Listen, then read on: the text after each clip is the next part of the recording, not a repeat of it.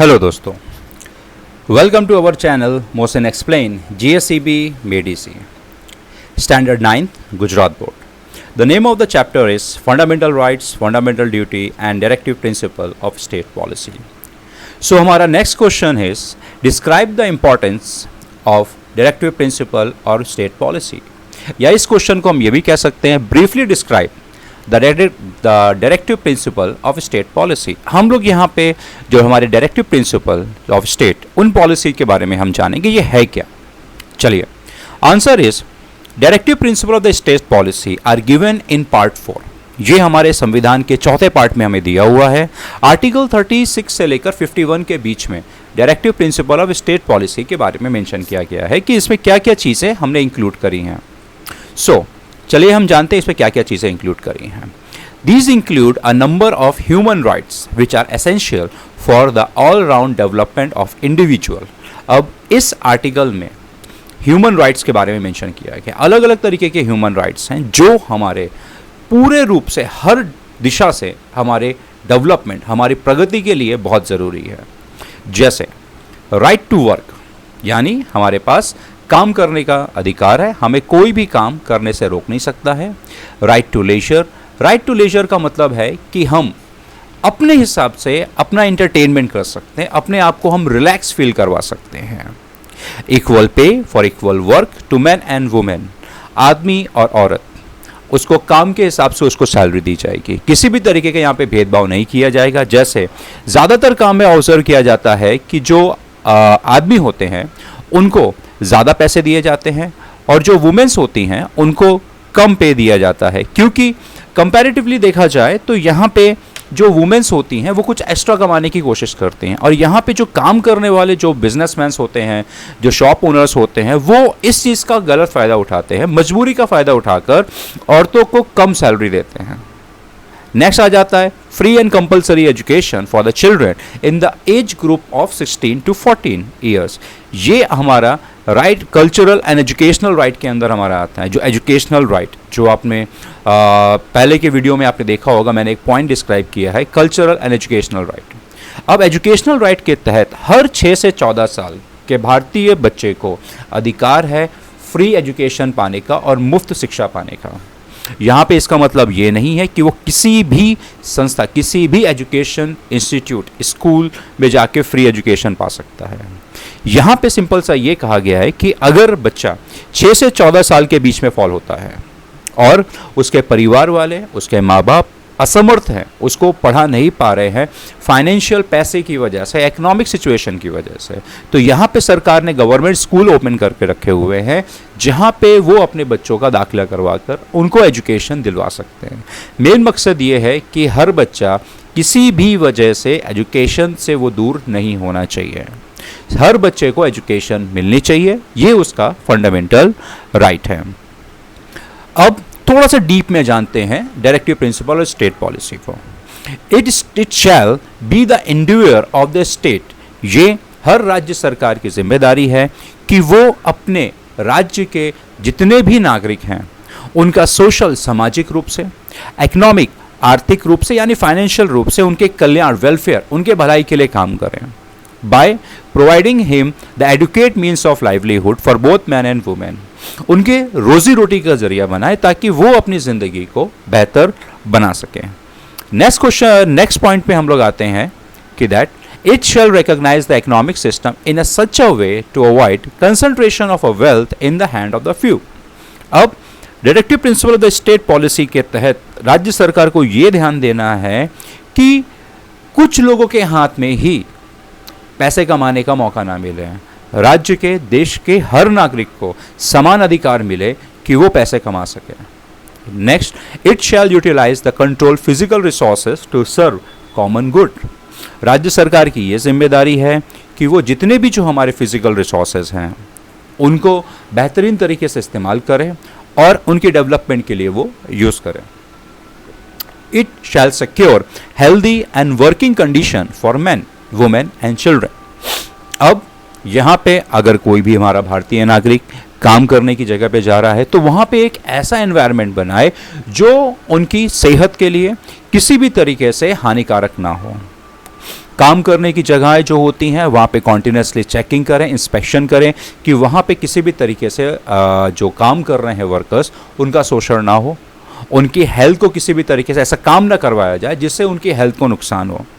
साथ साथ में बच्चे जो हैं वो जिस तरीके के स्कूल में जा रहे हैं वहाँ पे भी रेगुलर चेक रखें कि उनको एक हेल्दी एनवायरनमेंट मिल रहा है जहाँ पे बच्चे अच्छी एजुकेशन को हासिल कर सकें, एक हेल्दी एनवायरनमेंट मिल सके।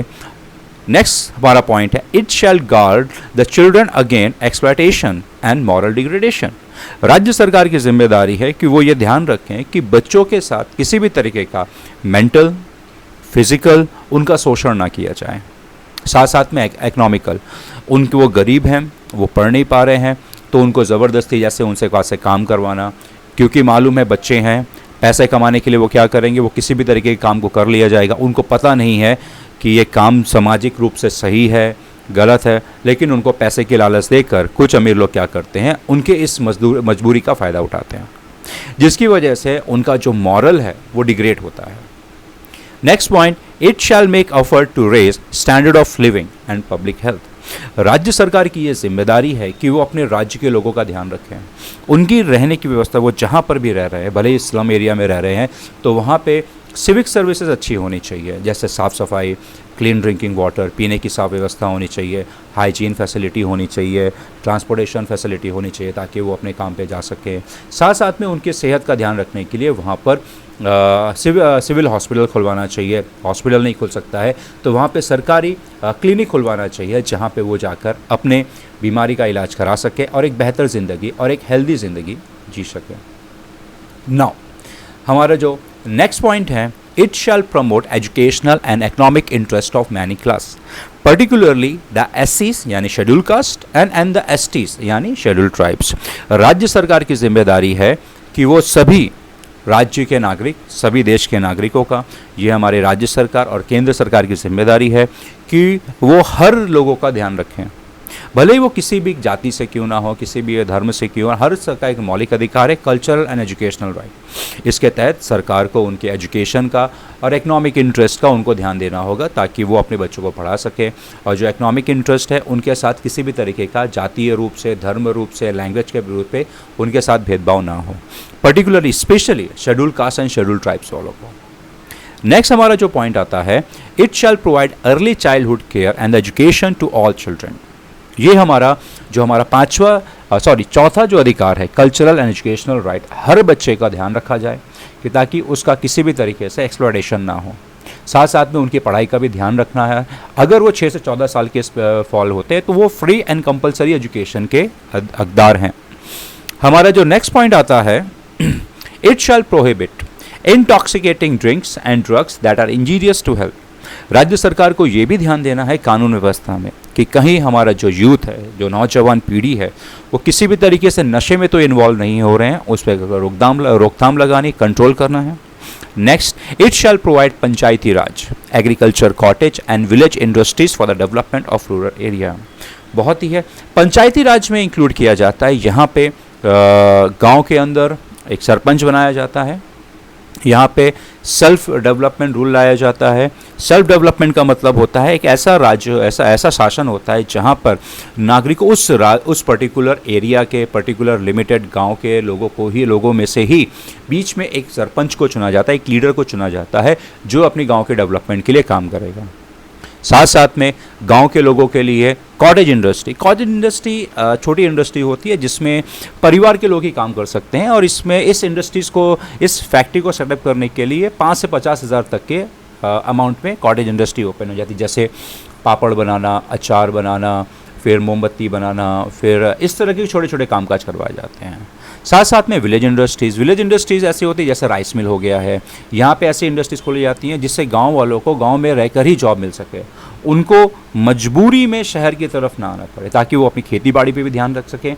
जब वो खेती बाड़ी में ना लगे हों, जब वो फ्री हों, तब वो इस इंडस्ट्रीज़ में जाकर अपनी रोजी रोटी कमा सकें।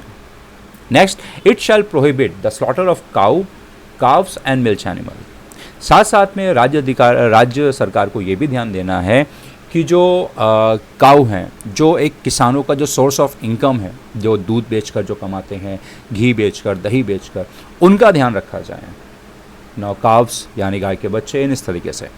नेक्स्ट पॉइंट आ जाता है it shell protect historical monument, environment and wild life. Directive principle of state policy के तहत हमारी जो ऐतिहासिक मोनूमेंट्स हैं, जैसे मंदिर हो गए, पुराने पुराने मंदिर हैं, बहुत सारे ऐसे जगहें हैं जहाँ तो ऐतिहासिक हमें जानकारी मिलती है। एनवायरनमेंट, वहाँ पर के माहौल को भी अच्छा रखें और वाइल्ड लाइफ को भी बचाएं। Next, it shall make arrangement for the free and legal aid to the poor by enacting legislation. राज्य सरकार की ये भी जिम्मेदारी है कि अगर कोई गरीब किसी भी वजह से, किसी भी कैलेमिटी, नेचुरल हो गया, कुदरती तौर से या इंसानों के किसी भी वजह से या किसी गरीब का नुकसान हुआ है, तो उनको कानूनी मदद दी जाए, लीगल एड। अगर कोई अमीर इंसान, कोई ताकतवर इंसान गरीबों का एक्सप्लॉइट कर रहा है तो यहाँ पे राज्य सरकार को उनके ऊपर ध्यान देना है। It shall take a step to secure the participation of worker in a management of industries. Industries का यहाँ पे ध्यान रखा जाए तो दो टाइप की इंडस्ट्रीज़ होती हैं, एक ऑर्गेनाइज होती है, एक अनऑर्गेनाइज होती है। ऑर्गेनाइज का मतलब जो सरकारी रूल्स एंड रेगुलेशंस के बिहाफ पे चले, और अनऑर्गेनाइज अगर देखा जाए जहाँ पे सरकारी कानून नहीं लाए जाते हैं। ऐसे सरकार का कहना है कि कोई भी संस्था के अंदर गवर्नमेंट के हिसाब से कामकाज होना चाहिए, पर लेकिन यहाँ पे कुछ पावरफुल लोग जो हैं चंद पैसे बचाने के लिए उसको एक अनऑर्गेनाइज सेक्टर में बना देते हैं और वहाँ पर फिर लोगों की मजबूरी का फ़ायदा उठाते हैं और उनके पास से काम करवाते हैं। तो राज्य सरकार की जिम्मेदारी है कि ऐसे इंडस्ट्रीज़ पे चेक करें और उनको ऑर्गेनाइज सेक्टर में कन्वर्ट करें, ताकि वहाँ पे जो लोग भी काम कर रहे हैं उनका किसी भी तरीके से उनके साथ शोषण नहीं होना चाहिए। सो इस तरीके से ये क्वेश्चन यहीं पे एंड होता है। सो आई होप आपको मेरा ये एक्सप्लेनेशन पसंद आया होगा। अगर आपको पसंद आए तो लाइक करिए, सब्सक्राइब करिए, दोस्तों के साथ शेयर करिए। Thank you very much.